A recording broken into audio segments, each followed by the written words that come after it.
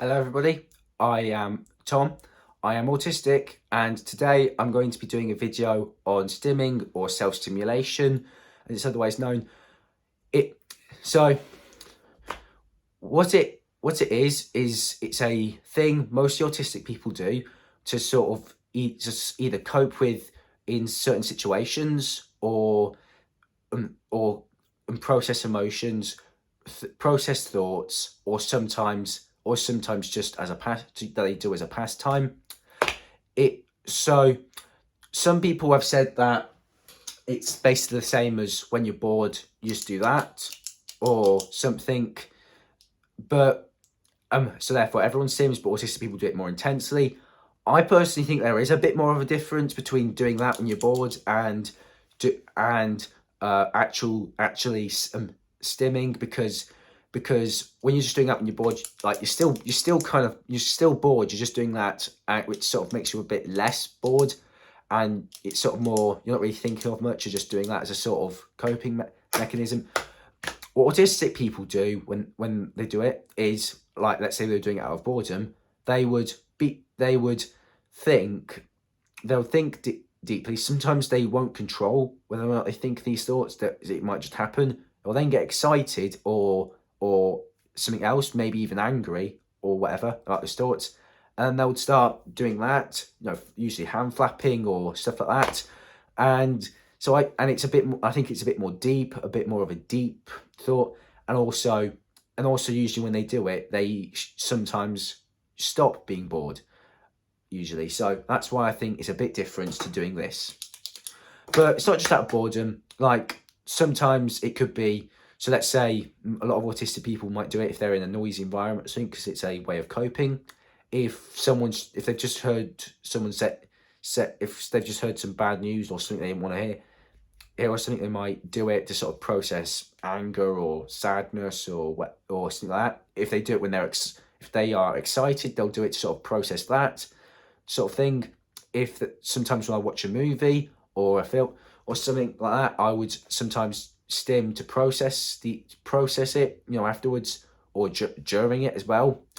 I some and yeah, uh, and so that they're just a few. I also just do it out when I've got free time, in my free time. So I would sometimes just like think of thought either I will already be thinking of something that I want to stim over, or I would think of something I want to stim over and then stim over it. And yeah, basically, so so that's sort of ways, in a simple way.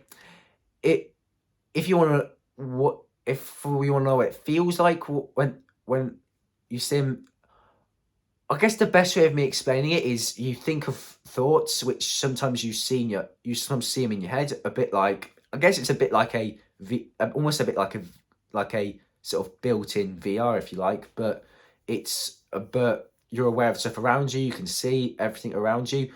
You might be a little bit less spatially aware when you're stimming. I can be sometimes, but but ultimately, if you're not putting anyone in danger or anything, I don't see why that's a problem.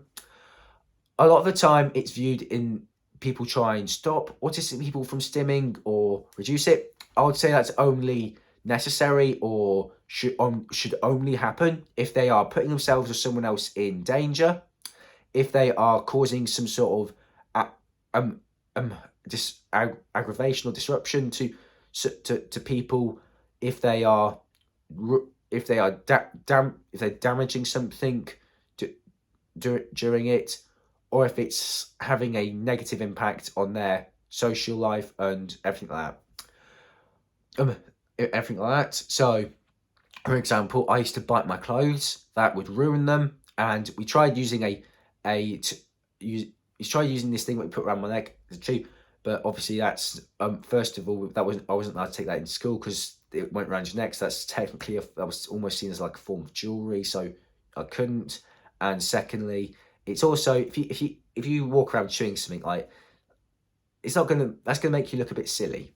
But ultimately, I think I eventually got over it. I sometimes might still have spurts of it. So usually when I get angry, I might bite my pillow or something, or like if sometimes I'm in bed, but I usually but I do that a lot less now when I'm doing it now, and most of the time now I do different forms like hand flapping, rocking, pacing up and down, and running about, walking about, and other things, and other things.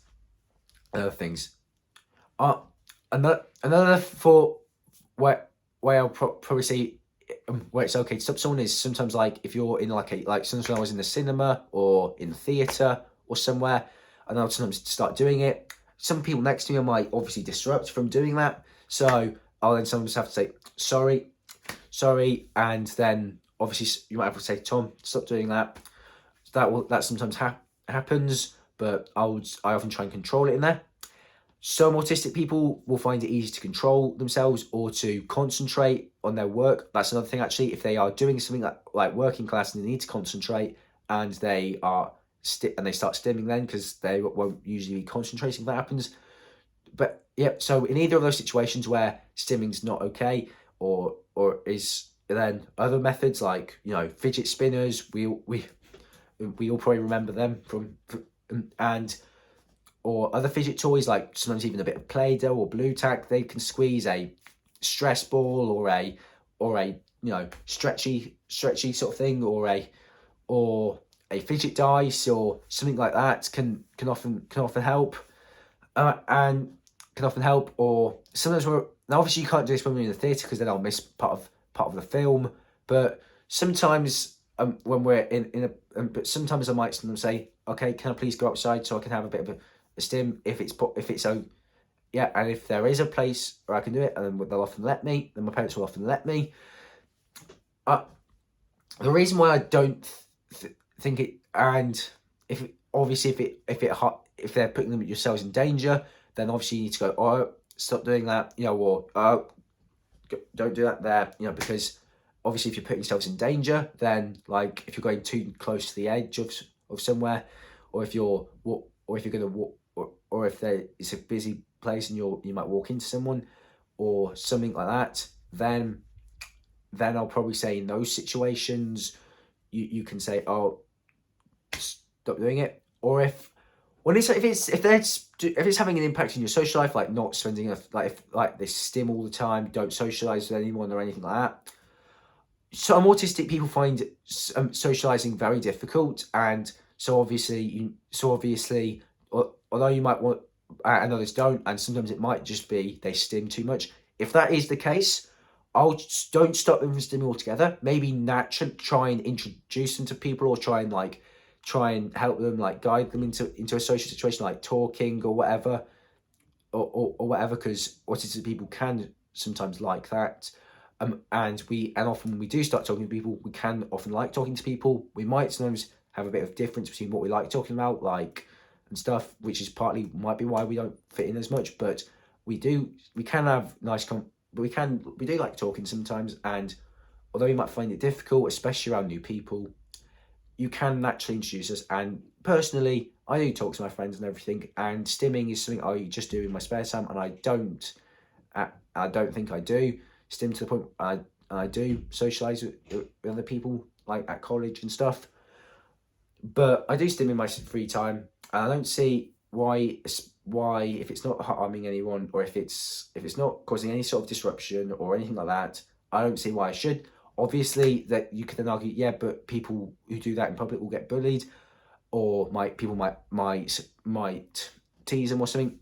To that, I'll probably say tougher rules in school rules, against that, or getting people to be more tolerant of it, like educating people on the subject, like I'm doing right now, and get and stuff to try and stop that.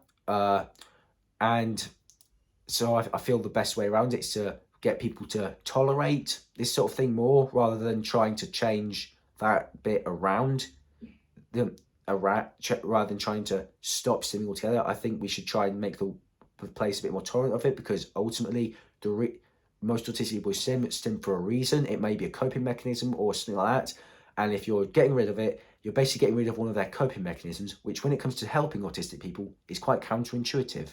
So So that's what I think about stopping it. Another thing people sometimes say is yes, but then they're not taking the world around them. To that I say yes, we are. Sometimes we stim to try and process it and to try and take in some of the stuff that's around us or that we see or whatever. So yes, sometimes it can be a way of us taking it. It might literally be us taking in the world around us, or even if we aren't taking the world around us, other people do things which don't involve taking the world around them. Some people like playing on video games. Is that that's not taking the world in the world around you particularly, yet people still do it and still do it, and no one really has an issue with that. So I don't see why it should be any different with stimming personally.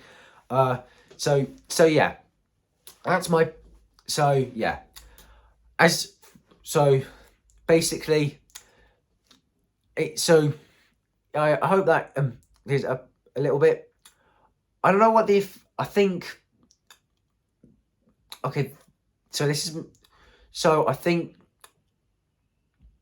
so yeah, but yeah, if we don't stim or that sometimes that can be difficult. Like if I get excited, I want to stim. Not stimming or is can be quite hard work. So if you're trying to get me to do that all the time, then like try and stop me from stimming altogether, that can be kind of harmful. Then I think some people, if they are feeling anxiety or something, or if they're in a difficult situation, I think stimming might, correct me if I'm wrong on this, but might also make them less likely to have meltdowns, which are also common amongst autistic people and stuff.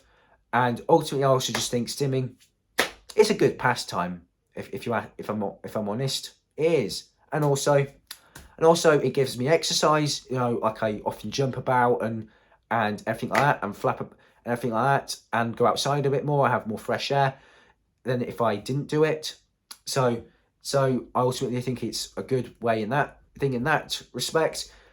I also think it helps. So yeah, also it helps you process information and stuff. And it. Sorry, guys. I was going to say. I was going to say something, and I've just forgotten. Just give me a moment. Oh yeah. So, but you see, yeah, often you can try and you can understand try and understand like the mood of their sim. Like so, sometimes when I'm stimming when I'm angry, I'll sometimes have an angry face on me, and I would walk around quite aggressively or something like that. I might also try and like look like I'm trying to like go like be quite aggressive or something. So, but even when you're angry or whatever the mood of their stim, you can often tell by that and stuff. Whatever the mood of the stim, I would say you still let them do it, because even if they are having negative thoughts when they're doing it, it can A, still be fun sometimes, and B, it might also be their way of again processing it. And so again, you probably shouldn't stop them unless, because I guess when you're angry and you're in public, it could intimidate people. So if it's not intimidating, if it's in the privacy of your own home, or well, okay, I think non-aggressive stims should be allowed in public, but if it's not harming anyone, stims of any kind, I think should be tolerated. Thank you everyone for watching, and I'll see you all later.